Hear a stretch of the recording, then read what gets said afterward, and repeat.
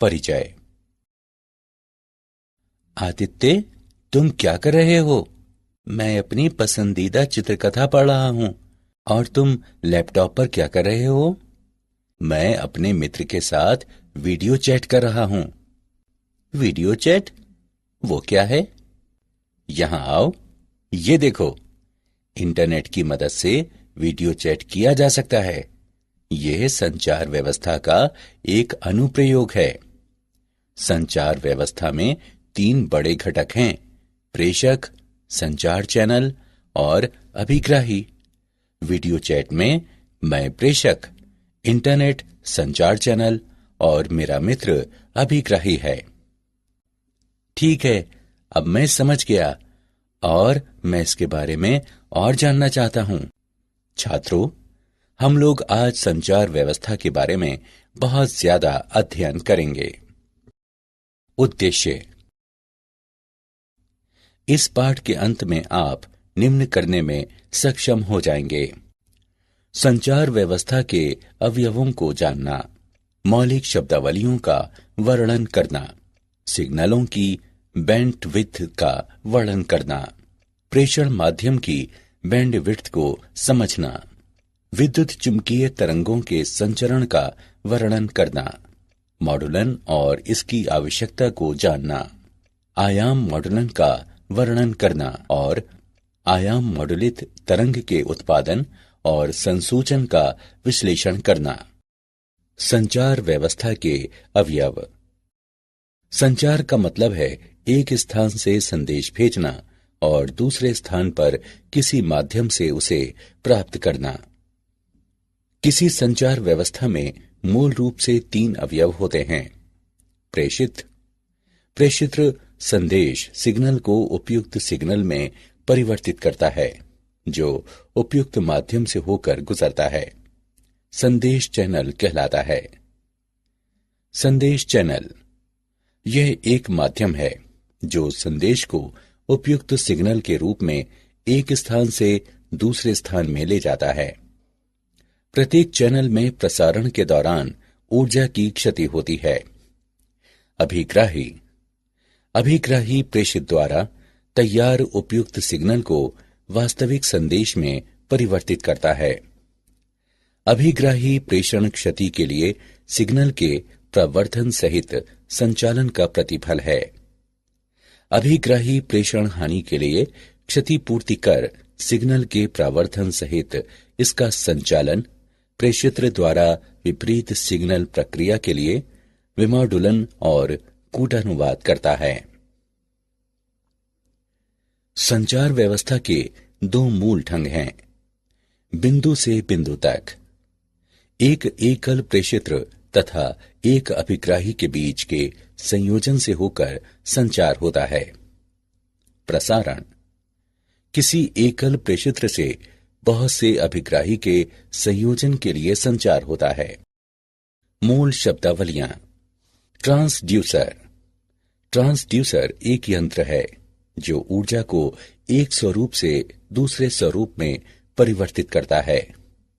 संचार व्यवस्था में आमतौर पर प्रेषित्र के निर्गत वाक पर विद्युतीय सिग्नल में संदेश सिग्नल के अनुरूप परिवर्तन और फिर अभिग्राही के निर्गत वाक विद्युत सिग्नल से संदेश सिग्नल में रूपांतरण की मांग रहती है। सिग्नल प्रेषण के लिए विद्युतीय या प्रकाशिकी स्वरूप में से जिसमें भी उपयुक्त हो सूचना का रूपांतरण सिग्नल कहलाता है। सिग्नल अनुरूप अथवा अंकीय हो सकते हैं। रव वो अवांछनीय सिग्नल जो संचार व्यवस्था में प्रेषण तथा संदेश के अभिग्रहण सिग्नल में विक्षोभ का प्रयास करते हैं, रव कहलाते हैं। क्षीणता किसी माध्यम से संचरण के समय सिग्नल की प्रबलता में क्षति को क्षीणता कहते हैं। प्रवर्धन किसी इलेक्ट्रॉनिक परिपथ के उपयोग द्वारा सिग्नल की क्षमता बढ़ाने वाली प्रक्रिया प्रवर्धन कहलाती है। संचार चैनल में क्षीणता के कारण होने वाले क्षय की क्षतिपूर्ति के लिए प्रवर्धन आवश्यक है। परास यह स्रोत तथा लक्ष्य के बीच की वो अधिकतम दूरी है जहां तक सिग्नल को उसकी पर्याप्त प्रबलता से प्राप्त किया जाता है। बैंडविड्थ या बैंड चौड़ाई। बैंड चौड़ाई से हमारा तात्पर्य उस आवृत्ति परास से है जिस पर कोई उपकरण प्रचालित होता है अथवा स्पेक्ट्रम के उस भाग से होता है जिसमें सिग्नल की सभी आवृत्तियां विद्यमान हैं। पुनरावर्तक। पुनरावर्तक अभिग्राही तथा प्रेषित का संयोजन होता है। पुनरावर्तकों का उपयोग किसी संचार चैनल के परास को विस्तारित करने के लिए किया जाता है। सिग्नल की बैंड चौड़ाई। बैंड चौड़ाई आवृत्तियों का परास है जो आवाज की सूचना को ले जाता है। शून्य बैंड चौड़ाई के सिग्नल की सूचना शून्य होती है। अधिक सूचना के सिग्नल के लिए अधिक बैंड चौड़ाई की जरूरत होती है। एक सिग्नल की बैंड चौड़ाई b है जिसमें आवृत्तियों का परास है। b बराबर डेल्टा f बराबर f2 माइनस f1, जहां f2 उच्च और f1 निम्न सार्थक आवृत्ति का सिग्नल है। उदाहरण के लिए दूरभाषवाणी सिग्नल की बैंड चौड़ाई जहां b बराबर 3 किलोहर्ट्ज, f2 बराबर 3 किलोहर्ट्ज और f1 बराबर 0 है। सूचना के स्रोत द्वारा आधार बैंड सिग्नल उत्पन्न होते हैं। प्रेषण के उद्देश्य से मॉड्यूलन प्रक्रिया द्वारा आधार बैंड सिग्नल को उच्च आवृत्ति में रखा जाता है, तब ये पास बैंड कहलाता है। प्रेषण माध्यम की बैंड चौड़ाई। प्रेषण चैनल 3 प्रकार के होते हैं। तार। व्यापक रूप से इस्तेमाल किया हुआ तार माध्यम समाक्षीय केबल है। समाक्षीय की बैंड चौड़ाई लगभग 750 मेगाहर्ट्ज है। ऐसे केबलों को आमतौर पर 18 गीगाहर्ट्ज से नीचे संचालित किया जाता है। मुक्त आकाश। मुक्त आकाश प्रेषण माध्यम व्यापक परिसर की आवृत्तियों कुछ किलोहर्ट्ज से कुछ गीगाहर्ट्ज पर रेडियो तरंगों को संचारित करता है। ये आवृत्ति आगे विभिन्न सेवाएं आवंटित करने के लिए विभाजित हो जाती है। प्रकाशिकी तंतु। किसी प्रकाशिकी तंतु की आवृत्ति परिसर 1 टेराहर्ट्ज से 100 टेराहर्ट्ज है। ये 100 गीगाहर्ट्ज से अधिक बैंड चौड़ाई प्रदान करता है। वैद्युत चुंबकीय तरंगों का संचरण। पृथ्वी का वायुमंडल गैसीय पर का रोमांचक परास प्रस्तुत करता है जिसमें वैद्युत चुंबकीय तरंगों को विभिन्न आवृत्तियों में विभिन्न मार्गों पर संचरित करता है। वैद्युत चुंबकीय तरंगों को 3 प्रक्रियाओं के माध्यम से प्रेषित किया जा सकता है: भूतरंग संचरण, व्योम तरंग संचरण और आकाश तरंग संचरण। भूतरंग संचरण। ये एंटीना द्वारा विकृत तरंगे हैं जो भूसतह के साथ समानांतर या निम्न कोणों पर गमन करते हैं। जब भूतरंगे भूसतह के ऊपर से गुजरती हैं, पृथ्वी के वायुमंडल द्वारा अवशोषित हो जाती हैं, इसलिए वे थोड़ी ही दूरी तय करके समाप्त हो जाती हैं। यहां भूतरंगे केवल 500 हर्ट्ज से 1500 किलोहर्ट्ज की कम आवृत्तियों के संचरण को झेल पाती हैं। व्योम तरंग संचरण। व्योम तरंगे वायुमंडल के क्षोभ मंडल तक ही सीमित हैं और इसके 2 घटक हैं। प्रत्यक्ष तरंगे। ये तरंगे प्रेषण से अभिग्रहण एंटीना तक सीधे भ्रमण करती हैं। परावर्तित तरंगे। ये तरंगे प्रेषण एंटीना से पृथ्वी तक भ्रमण करती हैं और यहां से अभिग्राही एंटीना तक परावर्तित हो जाती हैं। आकाश तरंग संचरण। ये किरणें एंटीना द्वारा बड़े कोण पर विकृत होकर ऊपर की ओर जाती हैं और आयन मंडल से परावर्तित होकर अभिग्राही एंटीना तक पहुंचती हैं। रेडियो तरंगों का क्षोभ मंडल परावर्तन द्वारा आकाश तरंग संचरण के लिए आवृत्ति परिसर कुछ मेगाहर्ट्ज से 30 मेगाहर्ट्ज तक का होता है। आयनित परतों का अपवर्तित सूचकांक आवृत्ति पर निर्भर करता है और ये 1-81 का मूल विभाजित वर्ग f के बराबर होता है। उदाहरण, आइए हम एक उदाहरण लेते हैं। एक टीवी टावर की ऊंचाई 200 मीटर है। यदि टावर के आसपास का औसत जनसंख्या घनत्व 1800 प्रति वर्ग किलोमीटर है, तो ये टीवी प्रसारण कितनी जनसंख्या को आच्छादित करेगा?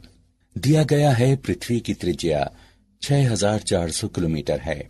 हम इसके हल को जानते हैं। दिए गए मान हैं h बराबर 200 मीटर, जनसंख्या घनत्व 1800 प्रति वर्ग किलोमीटर, पृथ्वी की त्रिज्या 6400 किलोमीटर। प्रेषण का परास दिया गया है d बराबर मूल 2HR। अब मान रखने पर और इसकी गणना करने पर हम पाते हैं d बराबर 5.06 गुणा 10 पर घातांक 4 मीटर। प्रेषण द्वारा आच्छादित क्षेत्रफल बराबर पाई d वर्ग। जनसंख्या आच्छादित बराबर क्षेत्रफल गुणे जनसंख्या घनत्व। अब मान रखने पर और इसकी गणना करने पर हम पाते हैं 1.447 गुणा 10 पर घातांक 7। यहाँ 1.447 गुणा 10 पर घातांक 7 जनसंख्या को ये टीवी प्रसारण आच्छादित करता है। मॉडुलन और इसकी आवश्यकता। मौलिक रूप से निम्न आवृत्ति के सूचना सिग्नल को लंबी दूरी तक प्रेषित नहीं किया जा सकता है। अतः सूचना सिग्नल को उच्च आवृत्ति वाली रेडियो तरंग में अध्यारोपित करना जरूरी हो जाता है। इसे वाहक तरंग कहते हैं। सूचना सिग्नल को उच्च आवृत्ति रेडियो तरंग में अध्यारोपण मॉडुलन कहलाता है। एंटीना का आकार। किसी सिग्नल को प्रेषित करने के लिए हमें किसी एंटीना की आवश्यकता होती है। कोई एंटीना उस सिग्नल में समय के साथ होने वाले परिवर्तन उचित रूप से संवेदन कर सके।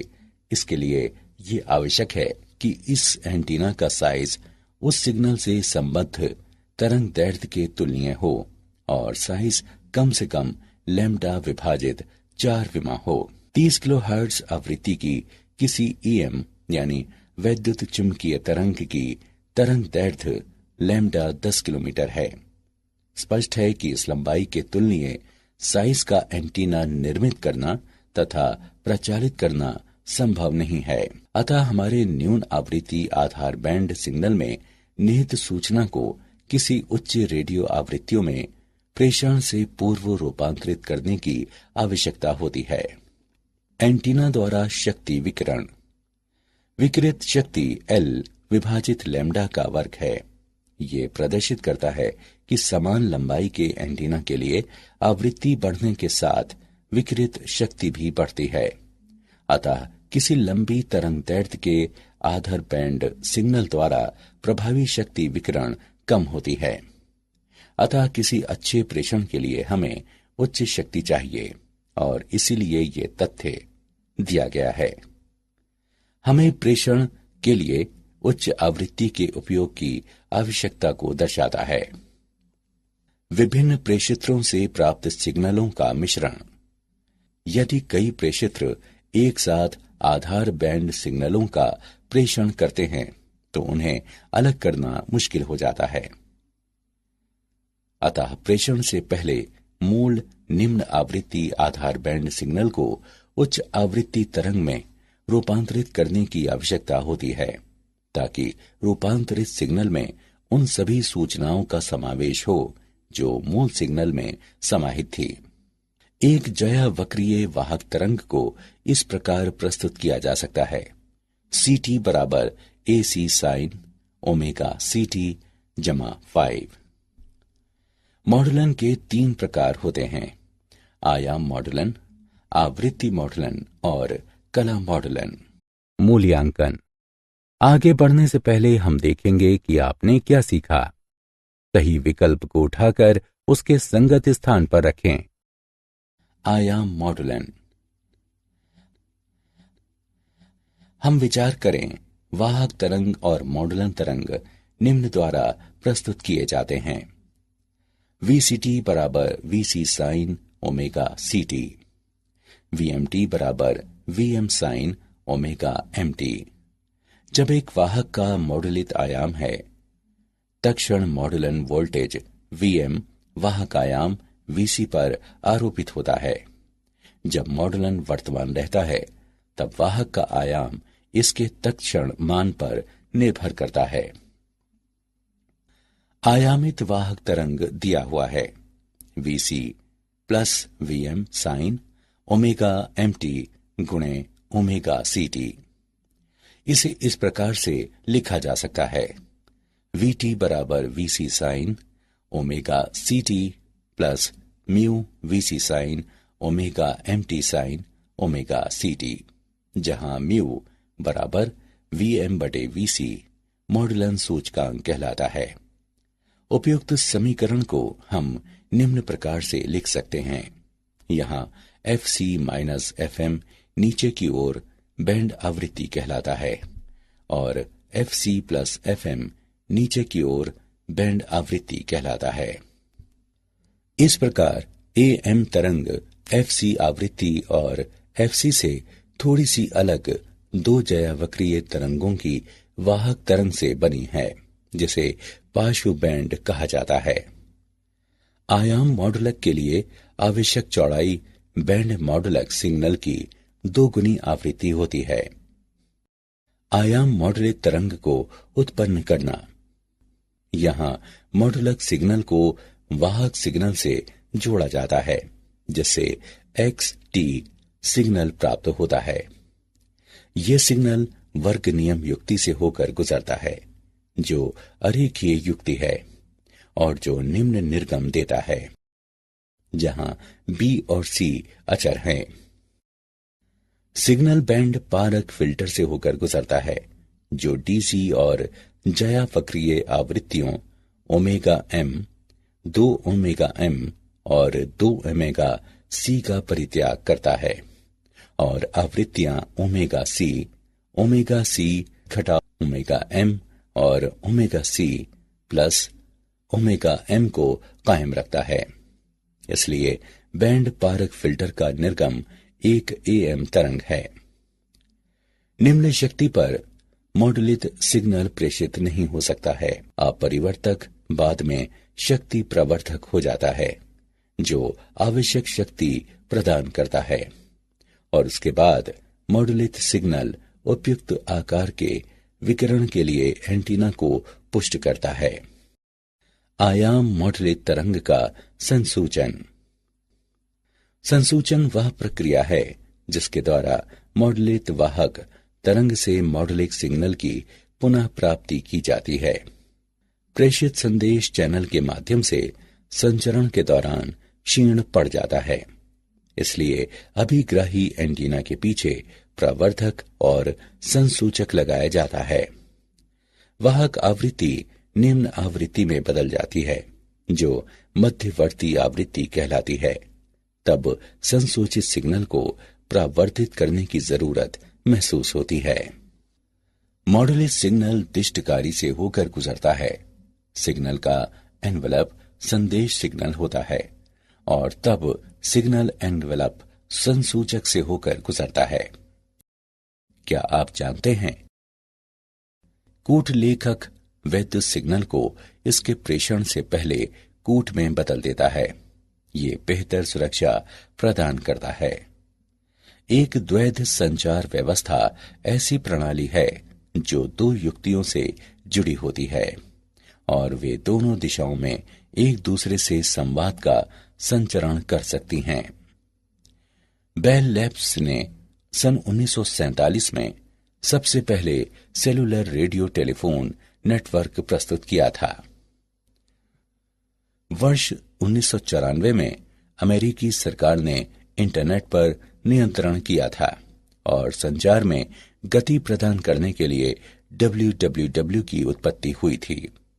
सारांश। आइए हमने जो कुछ सीखा है उसे संक्षेप में दोहराएं। संचार का मतलब है एक स्थान से संदेश भेजना और दूसरे स्थान पर किसी माध्यम से उसे प्राप्त करना। संचार चैनल एक माध्यम है जो संदेश को उपयुक्त सिग्नल के रूप में एक स्थान से दूसरे स्थान में ले जाता है। प्रत्येक चैनल में प्रसारण के दौरान ऊर्जा का नुकसान होता है। संचार के लिए वैद्युतीय या प्रकाशिकी स्वरूप जो उपयुक्त हो, उसमें सूचना को बदलने की प्रक्रिया सिग्नल कहलाती है। बैंड चौड़ाई आवृत्तियों का परास है जो वाणी की सूचना को ले जाता है। शून्य बैंड चौड़ाई के सिग्नल की सूचना शून्य होती है।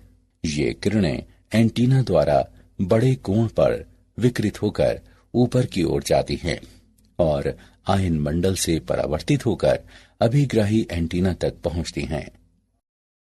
सूचना सिग्नल का उच्च आवृत्ति रेडियो तरंग में अध्यारोपण मॉड्यूलन कहलाता है। आयाम मॉड्यूलन के लिए मॉड्यूलक सिग्नल की आवृत्ति को दोगुनी करने के लिए बैंड चौड़ाई की आवश्यकता होती है। संसूचन वह प्रक्रिया है